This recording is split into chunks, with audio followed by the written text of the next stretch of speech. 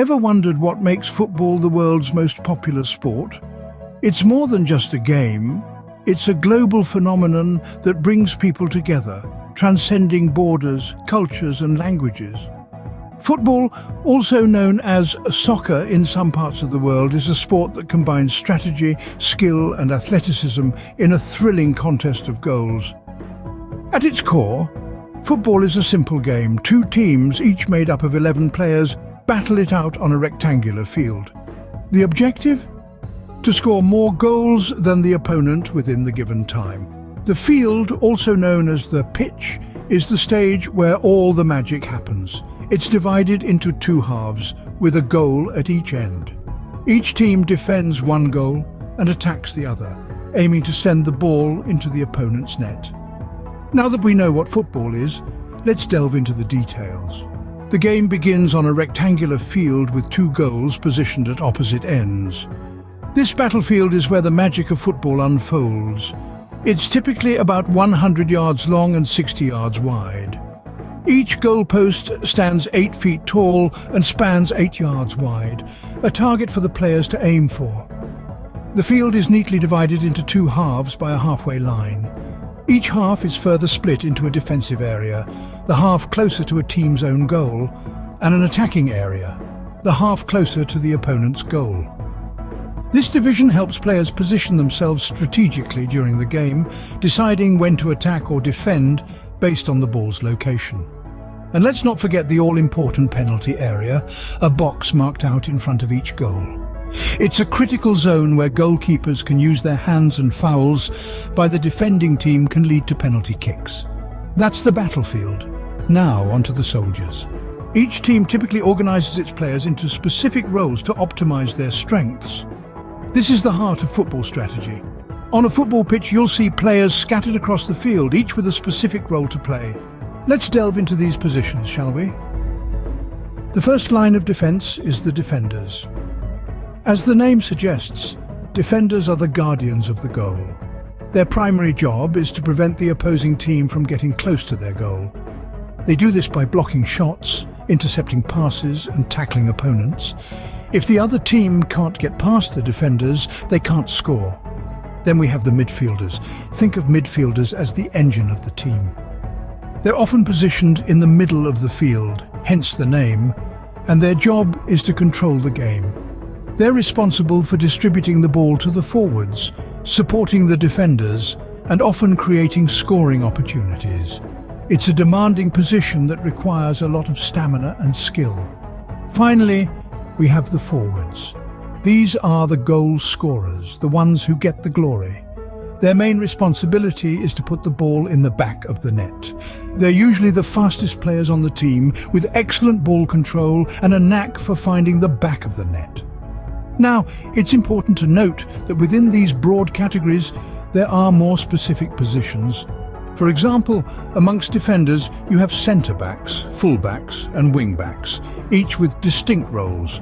Similarly, in midfield you'll find central midfielders, attacking midfielders, defensive midfielders and wingers. And among forwards you have centre-forwards, second strikers and wingers. But remember, football is a fluid game. While players have designated positions, they often move around the field depending on the flow of the game. A defender might find himself in a scoring position, or a forward might drop back to help out the defence. Ultimately, the beauty of football lies in this balance of roles and responsibilities. Every player has a role, but they must also play by the rules. To make the game flow smoothly, players should stay on side. This is a key rule in football that refers to a player's position on the field. The offside rule states that a player is in an offside position if they are nearer to the opponent's goal line than both the ball and the second last opponent when the ball is played to them. However, a player can't be offside if they are level with the second last opponent or level with the last two opponents. This rule prevents players from simply camping near the opponent's goal, waiting for an easy pass to score. It adds a layer of strategy to the game, requiring players to time their runs and passes perfectly. If a player is caught offside, an indirect free kick is awarded to the opposing team from the spot where the offside player became involved in the play. But that's not the only rule that shapes the game. There are also rules about how the ball can be handled. Outfield players can't use their hands or arms to play the ball. Only the goalkeeper has this privilege, and only within their penalty area. If an outfield player intentionally handles the ball, it's a foul, and the opposing team is awarded a free kick. Fouls and misconduct are also important to understand. Physical contact is a part of football, but there are limits. Fouls include actions like tripping, pushing, striking, or holding an opponent. If a player commits a foul, the opposing team is awarded a free kick or a penalty kick if the foul occurred inside the penalty area. If the foul is serious, or if a player repeatedly commits fouls, they might receive a yellow card as a warning. If a player receives 2 yellow cards in one game, they're shown a red card and are sent off the field. A straight red card can also be given for particularly serious offences. These rules are fundamental to the game of football. They guide the play, maintain fairness, and ensure safety. But while rules keep the game fair, the skills of the players are what make it truly exciting. These skills, from dribbling to shooting, are what we'll explore in the next scene. So stay tuned as we continue our journey into the beautiful game. Rules keep the game fair, but skills make it exciting. Football is a game of skill and strategy. As we delve into the heart of the game, it's essential to understand that skills are the tools in a player's arsenal. These skills, when honed and executed correctly, can turn the tide of a match in an instant. Let's begin with dribbling. It's the art of maneuvering the ball around opponents while maintaining control. A player with good dribbling skills can weave through defenders like a dancer, creating opportunities for their team and causing headaches for the opposition. Next, we have passing. It's the act of moving the ball from one player to another. It might seem simple, but a well-executed pass can split an entire defense, giving the receiving player a clear path to the goal.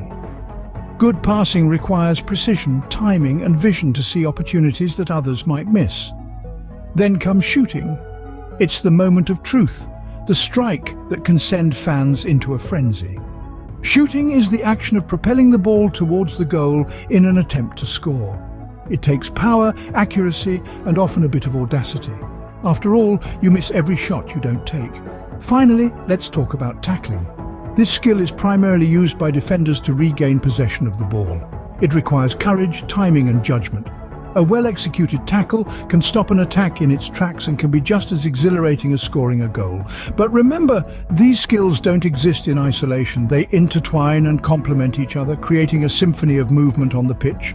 A dribble might lead to a pass to a shot, and a tackle can restart the cycle all over again. However, skills alone won't win you games. They're a part of a larger puzzle, a piece of the intricate game of football. A player's decision on when to dribble, pass, shoot, or tackle can make all the difference. That's where strategy comes into play, but that's a topic for another time. Skills are important, but so is how you utilize them. They're the building blocks of great plays, memorable goals, and ultimately, the beautiful game of football. Lastly, it's important to mention that football is a game of strategy. Just like a grandmaster in chess, a football coach must maneuver their pieces, in this case players, to outwit the opponent and secure victory. Teams use different formations to dictate their approach to the game. A formation describes how players are positioned on the field. For example, a common formation is the 4-4-2. This means there are 4 defenders, 4 midfielders, and 2 forwards. This formation is popular due to its balance between defense and attack. However, formations can vary widely based on a team's strengths and the coach's philosophy. Some teams may opt for a more defensive setup, like a 5-3-2 with 5 defenders, 3 midfielders and 2 forwards. This formation prioritizes defense, with a strong backline and fewer players committed to attacking. On the other hand, a team might choose an attacking formation like a 4-3-3, with 4 defenders, 3 midfielders and 3 forwards. This formation encourages aggressive play with a greater emphasis on scoring goals. But formations are just the starting point. Within these formations, teams deploy intricate tactics to exploit their opponent's weaknesses and amplify their strengths.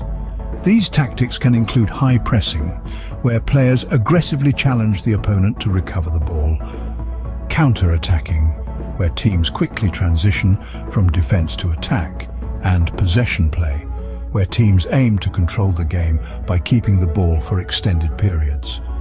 Moreover, tactics can also be adjusted mid-game in response to the evolving match situation. A team trailing by a goal might decide to push more players forward in search of an equalizer, while a team leading might decide to park the bus or focus primarily on defense to maintain the lead. In essence, strategy and tactics in football are about making the most out of the 11 players on the pitch. The right formation and tactics can turn an average team into a formidable force. So whether it's the passion of a local derby, the excitement of a World Cup final, or simply kicking a ball around with friends, football brings people together like no other sport.